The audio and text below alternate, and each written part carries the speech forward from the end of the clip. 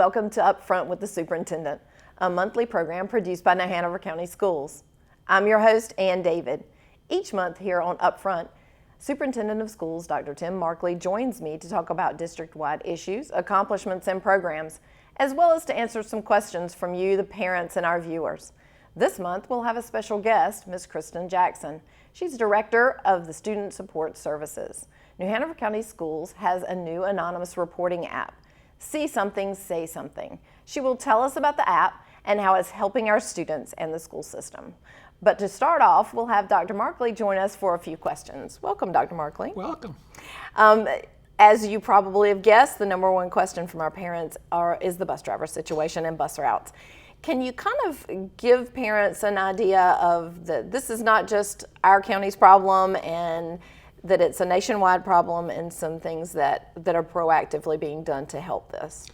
Yeah, bus drivers are an issue in urban settings, rural settings, North Carolina. I was visiting New Hampshire and Maine recently. They're looking for bus drivers. When your unemployment rate's under 5%, it's tough to fill vacancies, and it's a difficult job. We currently have about 6 vacancies, but when you factor in, sometimes we'll have another 6 folks who are out sick on the day, so you have 12 routes then that are potentially uncovered. So we're doing a number of different things. The board just approved a new salary scale, which raises the salary by to $14 an hour.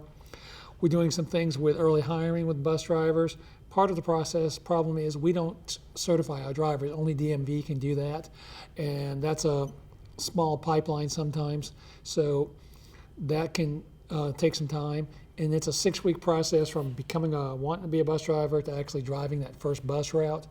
And so if you're looking for employment, 6 weeks can be a huge barrier to looking at a job. So that's one of the reasons we're going to start doing early hiring and work with them up until the point they get that license. So there's a number of different factors that are playing into it. All the jobs are full-time with benefits, so that's a plus. But when you're working on 4 hours in the morning and then a break and then another 4 in the afternoon, that's not a schedule that everyone wants. So there's just a number of different factors that are playing into that. We may have to look at a 3-tier bus system next year, which would mean we'd have 3 different start times for elementary, middle, and high school. Now there's some research that later starts for high school is not a bad thing, but we might have to look at that as a way to address the shortage. Well, I know it's important for students to get to school, but it's difficult when you can't have the drivers to get them there. I know at one point when I was in school, we had actually assistant teachers doing bus driving. Is any of those ideas? We do have some assistants who drive buses. In this district, that is not a popular one. I will tell you that in the majority of districts across the state, TAs do drive buses, but it has been one that our board and our TAs obviously have not embraced as an idea. Well, I know it's difficult because they need to be in the schools when the students get there, so it's hard to put them in 2 places. So thank you for that update. Another thing that a question came in from elementary school students, parents, about the iStation testing. Can you explain what that is and how it is used to evaluate the students? Sure. We do at the early grades a diagnostic on where students are with reading. And we've used one system for a long time, and our teachers were very comfortable with it and thought it did a good job. But that's a state level decision. So they decided to move away from the old system and to move to iStation. And there's been a lot of controversy around that in terms of how the tool was chosen and does it do what the old one did. Unfortunately, that's played out at the state level, and we don't have a real choice here. So we now use iStation, and it does some things well, but there's some things it doesn't do well. And so we're making those adjustments. But in a state like North Carolina, where the state has a lot of control over what happens in schools, this is the diagnostic tool that we're using. I have concerns that it's a little too automated, and under the old system, the teacher would listen to the student and could make some decisions about where they are. You don't have that same capacity with this system. But we're using it. We will figure it out, and we'll have to make adjustments. If parents have concerns, is it best that they address them with the teachers? Sure. Talk to your teachers. They can tell you what iStation does and doesn't do and what they think of it. It's still being argued at the state level somewhat. So until they figure out which direction they want to go, this is what we have to use. Okay. Well, that's good information. At least parents know what's going on and that it's something that's coming out of Raleigh, but that teachers here are adapting to make sure students are evaluated correctly. A quick note on redistricting. Yeah. Before we go to break. This will show in December, so you'll see, hopefully by the end of the month, we'll have nailed down redistricting. It's been a pretty long process. Appreciate the work of Matt Cropper and his agency and leading this change. But they will vote at their December meeting on the final lines. We've had an incredible amount of public input into that process, which has been good to see. So we'll see what happens. Are maps online? They have been online every step of the way. Okay. So you can look at those maps online, come to the meeting on the 4th, and we'll see what direction we go. We also have one more committee meeting in November 19th. Okay, and this is only an elementary and middle redistricting. Correct. We did the high schools last year. All right, well, that's great. Well, we're going to end with that question. And don't go away, because when we come back, we'll be joined with Assistant Director of Student Support Services, Kristen Jackson. Stay tuned, and we'll be right back after this short break.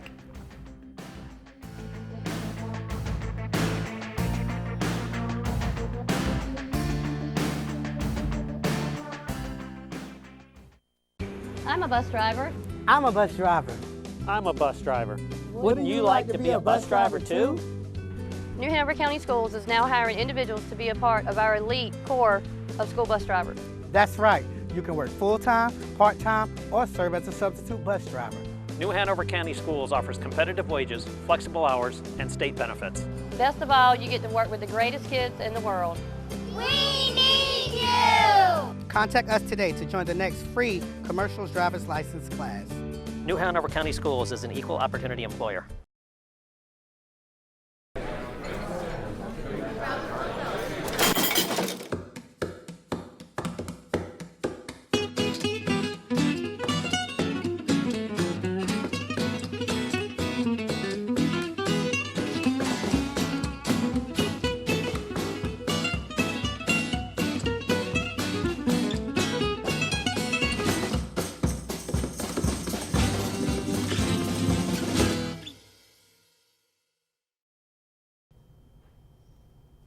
Welcome back to UpFront with the Superintendent. North Carolina and New Hanover County has just rolled out a new anonymous reporting app. See something, say something. Joining us now is Kristen Jackson, Director of Student Support Services, to talk about this new app and why it's been implemented in our school system. Welcome, Ms. Jackson. Thank you for having me. Glad to have you here. I always ask our special guests how you got into the school system and how you got into this area and exactly what it is that you do for the school system. So if you could share that with us a little bit. Well, I've spent my entire career in New Hanover County Schools. I started in the 90s. I don't want to give my age. And I went right through the ranks. I was a teacher assistant, then a teacher, then an assistant principal. And my real passion is kids who need a little extra help. So now I'm the Director of Student Support Services, and what our department does is work with children who are having trouble accessing school because of mental health reasons, attendance, family trouble, dropout prevention, and so we look at those areas and help those kids out. That's so important because so many parents need that help for whatever reason, and I know in this day and time, parents are so concerned about our child's mental health, and you hear stories and you just go, wow, could I have missed that as a parent? And so that's some kind of things we're going to talk about today, things that are available to parents and students and how to access those. So could you kind of go over some of the things that are available through student support services for our parents and students? Sure. When your child is having some problems in school, the first person you should go to is the school counselor, because sometimes just the school counselor can work with the family, get them involved with the school social worker, and get some programs set up so that parents have services that they need. Lots of times the school counselors can even, pull that child and do short-term counseling with them.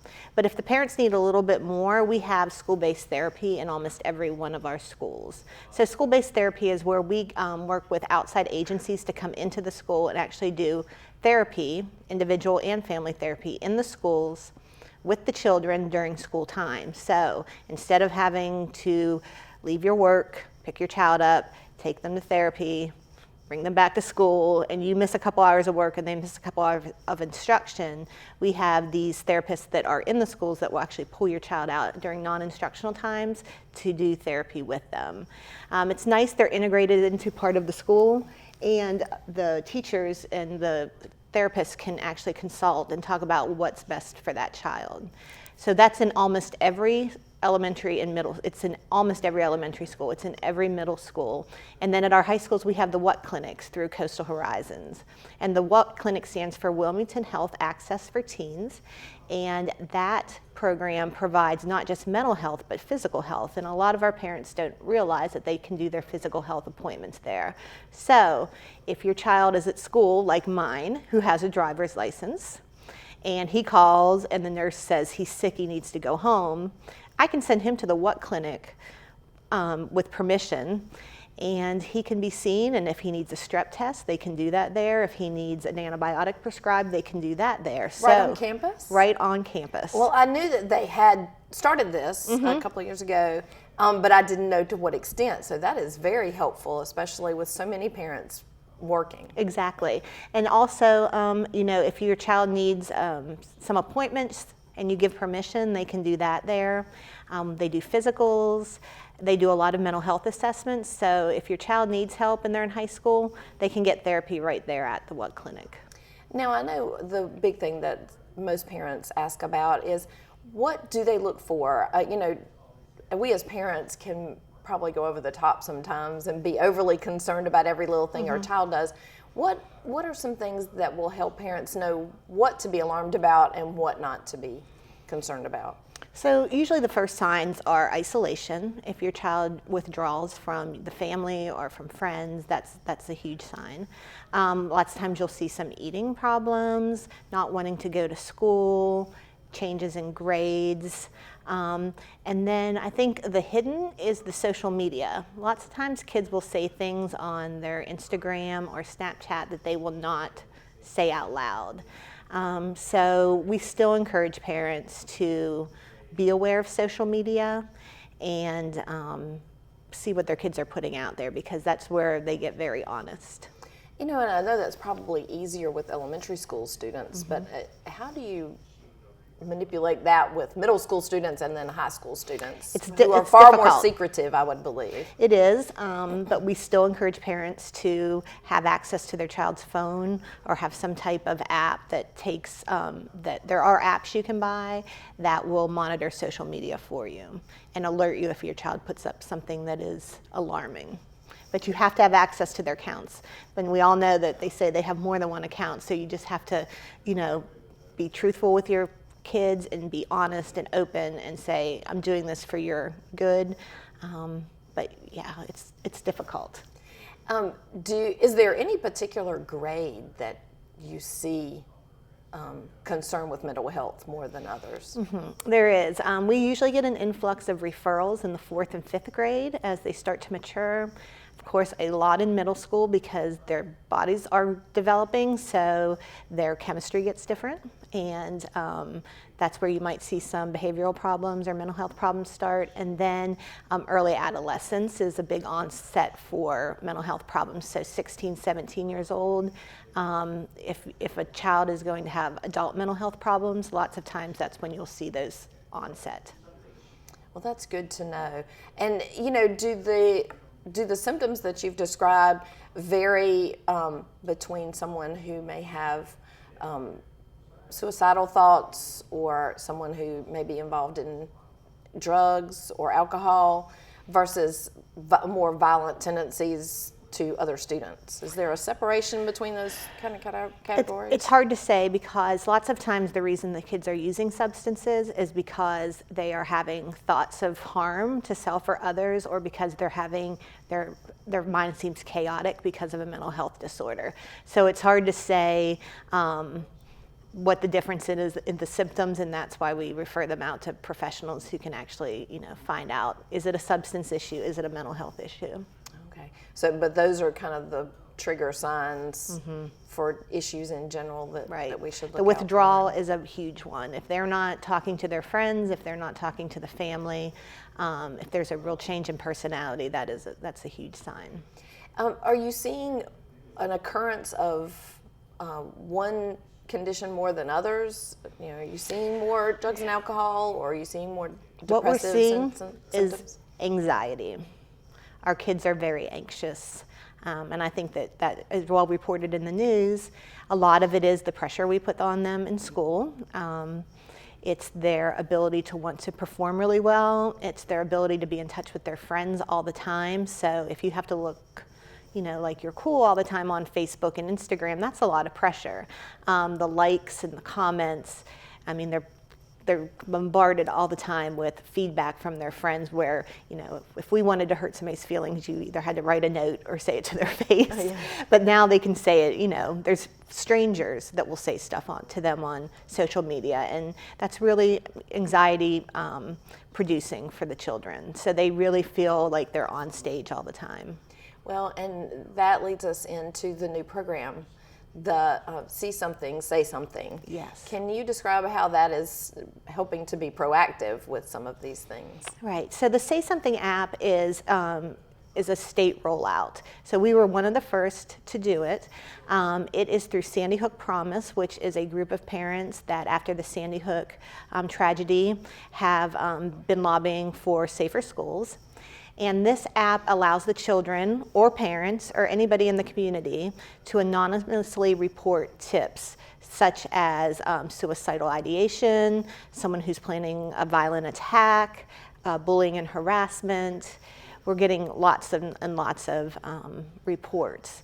So they can either log on to the app, there is a crisis hotline, or there is a website. And those are on, if you want to find those numbers, they're on the front page of our website. You can submit a tip right from there. And so these are completely anonymous? Yes, but the children can give their name if they want, and so can the parents. So if they have seen something, we especially focus on social media. If they see a threat on social media or they're being bullied on social media, then they can definitely report that. And we are getting reports of friends who are really depressed and are putting on Snapchat that they don't feel like living anymore. So, we are seeing those attachments come in also. So I think that we're seeing what a huge part social media plays in the student's life, and how that's where they feel comfortable. And that is where they say things to their friends that they probably would not say out loud. And I think it's important for the friends of the students to understand that they can really make a difference and help save someone's life possibly, or change their life by standing up and recognizing something that parents and relatives may just not see because of their guarded behavior at home. The tips that are come in are very empathetic. They'll say things like, "Can you please help me? My friend has been saying that she's really depressed and she doesn't feel like living. I really want to help her." So these are friends that are definitely looking out for each other, and I think that's that's the way we get change made, and that's the way we save lives and make school and community better for kids. Absolutely. So the app itself, they can go on the Hanover County Public Schools website? Yes. And it steps them through how to get the app? Mm-hmm. The app, you can just go to the App Store and pick Say Something, and it'll come up, and you can register under your school. Everybody has to register under a school, and then they can go to the website to submit a tip right through the website if they don't want the app, and then there's a phone number. And these phone numbers, I mean, we're responding to crises 24/7, 365. The 911 center has been a huge help to us.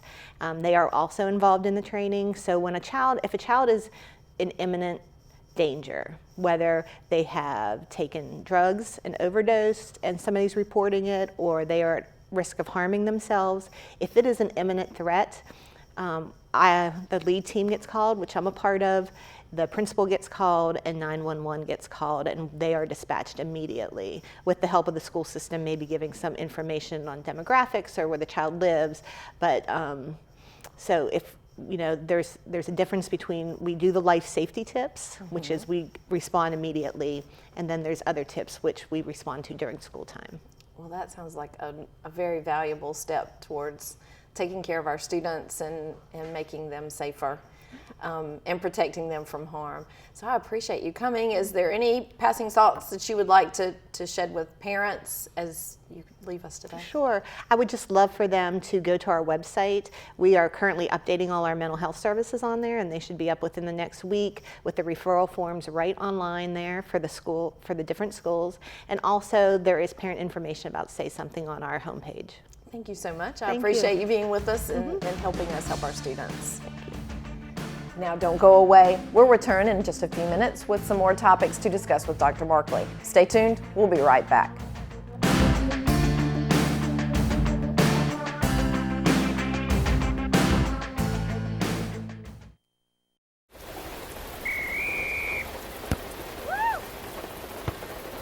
Come on! Go, Diane! Yeah, keep it going! Yeah! Go, honey! If you love them enough to drive an hour to cheer them on as they get beat 11-0 in the rain, then surely you'll check nhtsa.gov/the right seat to make sure they're correctly buckled in the back seat. Throw that ball, Diane! Woo! You got this! A Dog's Way Home is the story of the extraordinary lengths a dog will go to in order to get back to their family. Every year, millions of dogs and cats end up in shelters and rescue groups. We found our Bella at a shelter in Tennessee. When you adopt a shelter pet, you discover they're all pure love. Adopt pure love and help a shelter pet find their way home at theshelterpetproject.org. Welcome back for our final segment here on Upfront with the Superintendent. Dr. Markley is with us to answer a few more questions. Welcome back, Dr. Markley. In continuing with questions from our parents, the parents at Isaac Bayer keep wondering if and when they will ever see a new building. Do you have any information on that? Any new news? Yeah, we're in the process of working with the university. We've actually identified a plot of land in the back part of the campus that a permanent building would go in. What we're trying to do now is find a better temporary solution than what we currently have. There were some trailers on site left over from their hurricane damage, which are better than the trailers we have now, that we're looking at possibly utilizing as an interim until we can get a permanent piece. But we've identified the land. We've got to nail down the interim steps until we get to a school. I'd love to tell you it's going to happen tomorrow, but a permanent solution is still probably hanging out there until our next school bond. Okay, so there is one in the works. It's in the works. Yeah, okay. The next is there's been some discussion on a dress code change. Yeah. We have a dress code committee that is up and running, headed up by Ms. Justice and Mr. Bollier. There are students and parents on that committee. They've gotten a lot of input.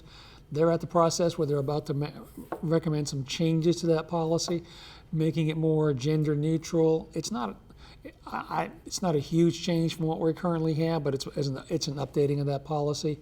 Once that's done, we'll put it out for public comment, and we'll go through the policy process. Now, what schools are currently doing uniforms? Do we have any schools that are still We have uniform some based? schools that have a prescribed dress code, and some that have more of a uniform, and that's primarily middle and elementary. So Trask has a prescribed dress code, Freeman, Snipes, a couple other schools. Williston. So the question is we've had around that is that actually a good thing or a bad thing? So they're having some conversations about that as well as part of this. Okay, that's good. And when will we hear news? Probably after the first of the year. Okay. So any changes would not be this school year, they would be next school year. All right. I know, just in case parents missed viewing the school board meeting on TV or online, can you kind of give us an update on the calendar? I know we discussed it briefly on our last show, intently with... We had a lively discussion at our last meeting, and it basically got postponed until December, so we'll take the calendar issue back up again. It's frustrating. We're trying to get calendars that align to the community college and UNCW calendars. And current state law doesn't allow for that because of the start and end date rules. So we're having to create these calendars that meet the letter of the law, but look a little different. And so we're getting some pushback. At the end, I wish our legislators would simply say, you're a school district, you know what works best for you. You pick your start date, you pick your end date. And that would be the best solution. But until they actually do that, then we're going to have to look at alternatives to try to meet the needs of our students. So if parents have concern, they need to come to the December board meeting? Come to the board meeting, send us an email. If you like the calendar suggestions, they're online. You can check them out there. Okay. Our survey results were overwhelmingly positive in terms of liking the calendar. So let us know what you think. And at our December meeting, hopefully we'll either return to our traditional calendar or have a very creative and innovative student-centered calendar. All right, that sounds great. And just to wrap up the show, I know that you have a Title IX survey that's coming out. Do you want to kind of give parents a heads up on that? Yeah, we're going to be doing surveying middle and high school parents, not elementary, about what do students know about, have they been harassed at school? Do they know what to do if those things happen in processes? And it's data for us to inform our steps going forward to make sure that we're meeting the needs of all of our students and that we're not missing a segment, or that making sure our students and parents are aware of what the process is. So that'll probably happen sometime in December, and we'll take those results back to the Title IX committee. And those will come to parents in the form of? Probably, it won't be, it's too complicated for a phone survey, so it'll probably be a paper survey or an online survey. Okay, that's wonderful, and they can check that, I'm sure, on the school system website. Yes. Well, that's our final question, and we'll wrap up the show today. Thank you for your questions and topics discussed here. And if you have another question or something you'd like to discuss, please email michael.mcguire@nhcs.net. On behalf of Dr. Markley and the staff here at NHCS TV, thanks for watching, and we'll see you again next month for another edition of UpFront with the Superintendent.